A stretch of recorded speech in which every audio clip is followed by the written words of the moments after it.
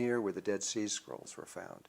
And it talks about the same exact information that is in the secret, that your thoughts are based on logic, and you can go through where you place your attention and your intention, and your intention has three basic patterns of what happens with your mind, your heart, and your body. And if you engage all these things together at one time, yeah, you're going to get exactly what your intention is. But what the creators of the secret don't understand is the instrument that the creation is being done through is the mind. It's the brain. And the brain is a polarized tool. You've got the left brain and the right brain. And then the left and right is the front lobes and the back lobes. And it keeps going through what I believe is 64 different divisions. The same 64 divisions of the 64 codons that are in the human DNA. And so it is possible to bring to you what you want or what you intend through your intentions.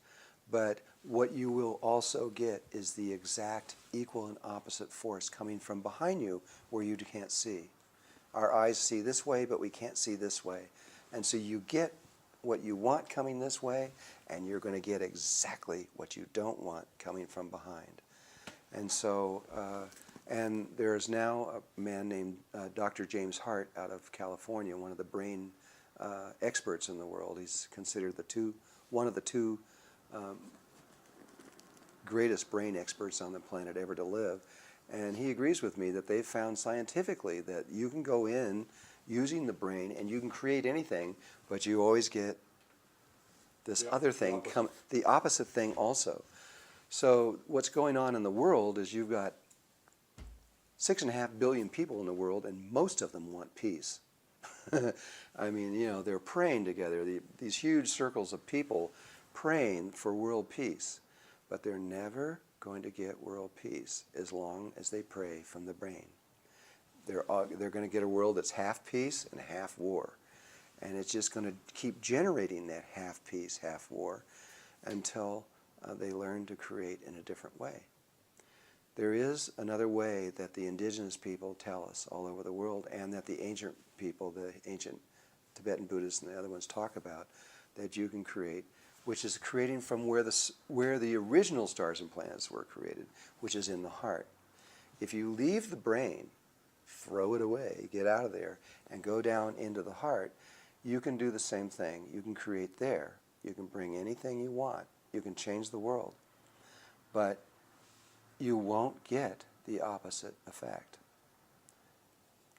On another way to explain this is that we have two heart chakras.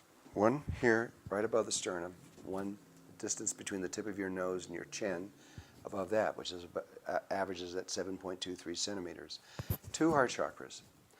The lower one is connected directly to the heart. The upper heart chakra is connected to the right brain. We have an emotional body that we're all familiar with.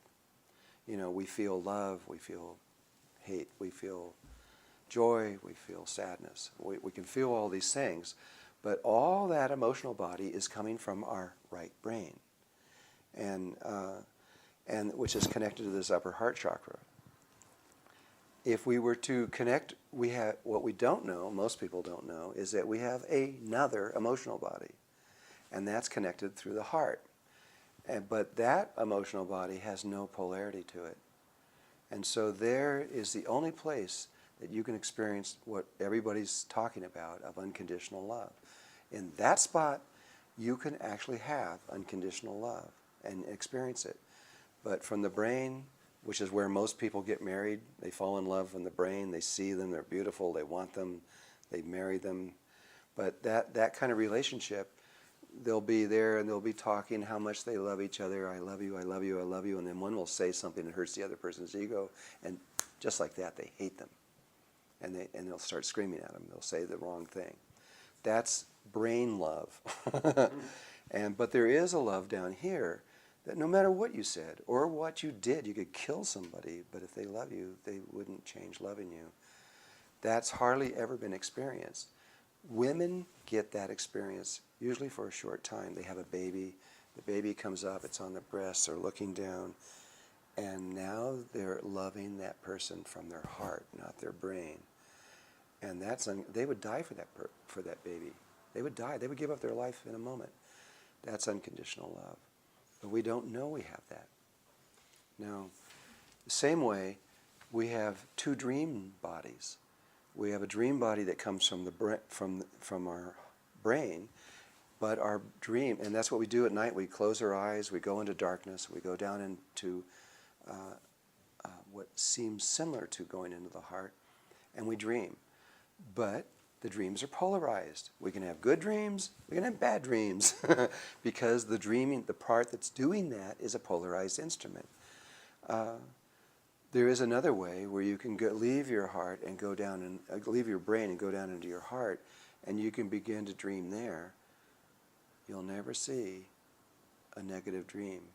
The heart only dreams things that are positive for all life everywhere. It never, it just won't. It just doesn't. It won't do it. It's not a polarized situation. We can create from the brain, but we'll get a polarized creation pattern when we do it. We can leave our brain and go into our heart, and we can create from there, and then we get exactly what the intention is.